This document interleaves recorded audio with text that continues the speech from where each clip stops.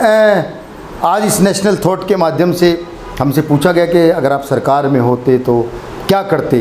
तो अगर मैं सरकार में होता तो सबसे पहला काम ये करता कि कविताओं पर से जीएसटी ख़त्म कर देता,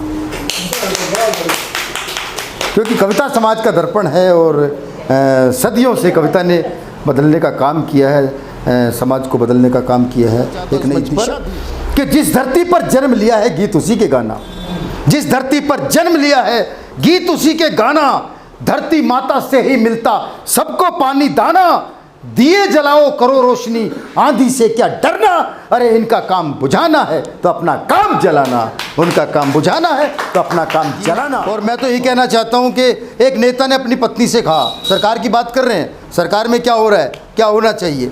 नेता ने अपनी पत्नी से कहा, तुम तो कहती थी मुझे बहुत प्यार करती हो, सिर्फ मुझे पे मरती हो, मैंने देखी नहीं आज तक तुम्हारे जैसी लुगाई, चुनाव मैं लड़ रहा हूं और वोट तू विपक्षी उम्मीदवार को दियाई।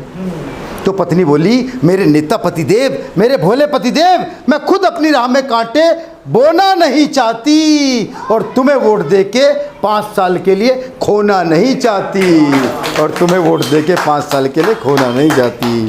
तो स्थितियां ऐसी हैं। और अंत में मैं ये कहना चाहता हूँ मनीष भाई कि हमने बिहार के एक नेता कालू प्रसाद यादव जी से पूछा परिवार नियोजन के बारे में उनके व्यक्तिगत विचार, तो वो तो मेरे सर पर ही हो गए सवार। बोले हमारे पूर्वज यदि परिवार नियोजन अपनाते तो भगवान कृष्ण जो अपने माँ बाप की 8वीं संतान थे क्या इस धरती पर आते।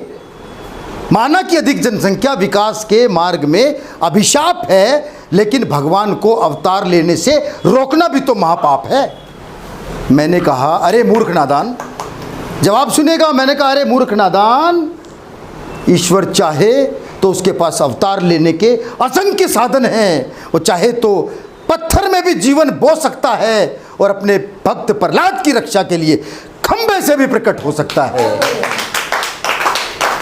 इसलिए अपने इन कुतर्कों को छोड़ो और देश की भलाई के लिए परिवार नियोजन से नाता जोड़ो। इसलिए मैं सबसे कहना चाहता हूं कि सबकी ये जिम्मेदारी रखे ध्यान देश का, सबकी ये जिम्मेदारी रखें ध्यान देश का। समझे ये हिंदू, समझे मुसलमान देश का, हिंदू की बढ़े या बढ़े मुस्लिम की आबादी, दोनों ही स्थिति में है नुकसान देश का, दोनों ही स्थिति में है नुकसान देश का।